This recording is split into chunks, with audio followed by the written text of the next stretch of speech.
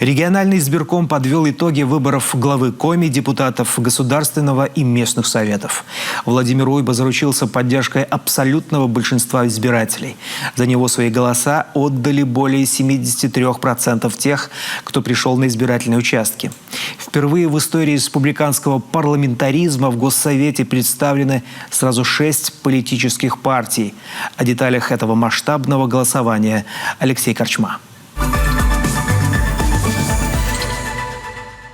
Никогда прежде в республике одномоментно не выбирали главу, депутатов Госсовета и местных органов власти. Чтобы уйти от скученности на избирательных участках в качестве профилактики коронавируса, визиты избирателей сделали возможными в течение 3 дней.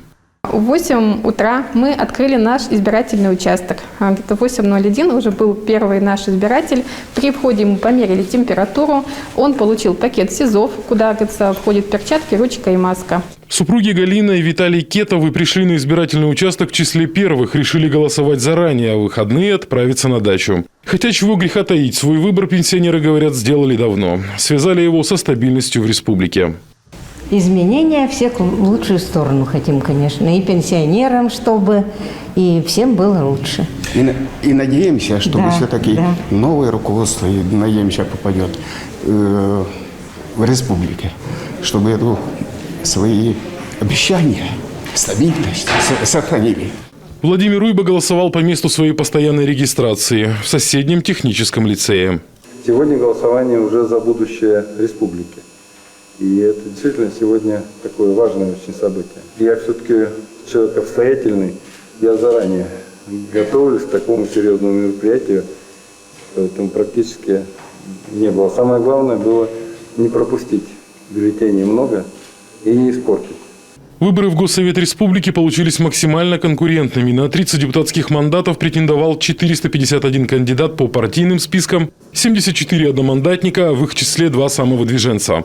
Главное, чтобы они после избрания сработались, уверена депутат Государственной Думы России Ольга Савастьянова. Любой парламент, касается ли это субъекта Российской Федерации, либо Государственной Думы, он всегда работает по принципу решений большинства.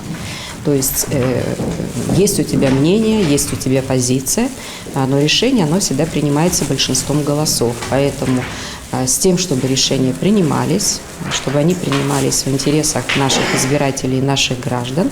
Поэтому очень важно, чтобы большинство парламента этими принципами руководствовалось. Поэтому я очень надеюсь, что такая профессиональная и работоспособная команда будет сформирована. В 8 вечера 3-го по счету избирательного дня участники комиссии приступили к подсчету голосов и считали всю ночь. В зависимости от территории каждому избирателю выдавали по 4-5 бюллетеней. Предварительные итоги выборов в эту бессонную для регионального избиркома ночь огласились первыми петухами в 5:30. Самовыдвиженец Владимир Уйба победил за явным преимуществом. Его поддержали 145 058 избирателей. Это более 73%. На 2-м месте либерал-демократ Андрей Никитин. У него более 10% голосов. 3-ю строчку занимает представитель КПСС Сергей Пономарев – 5,73%. Всего на 0,02% от него отстал Виктор Бетехтин, лидер регионального отделения «Зеленой альтернативы». Куда более ожесточенная борьба в Госсовет по партийным спискам. Заградительный барьер, который, согласно закону Республики Коми о выборах и референдумах, составляет 5%, проходит 6 политических партий. 4 парламентским партиям добавляются 2 партии. Это партия «Родина» и партия «Зеленая альтернатива». В одномандатных округах «Единая Россия» отправила своих оппонентов в тяжелый нокаут. Единороссы победили на 14 из 15 округов. 15-м оказался Ираёльский, где народ проголосовал за коммуниста Николая Братенкова. Таким образом, в Госсовете Коми «Единая Россия» получает 20 мандатов, КПРФ – 4, УЛДПР – 3. «Справедливая Россия», «Родина» и «Зеленая альтернатива» заведут в парламент по одному своему представителю. Региональный Госсовет становится все более многопартийным, как, впрочем, и некоторые муниципальные советы.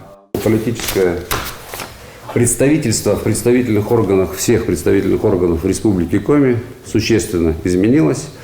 Особенно это проявляется при проведении выборов районного, муниципального уровня. То есть теперь нету однозначного большинства у одной политической силы. В каждом из этих муниципальных образований при решении тех или иных вопросов придется договариваться и приходить к определенному консенсусу. Муниципальные выборы прошли не менее интересно. Избиратели все охотнее поддерживают самовыдвиженцев. Так в Усть-Цилимском районе таких 7, в Сысольском 5 и 6 самовыдвиженцев в Печорском районе.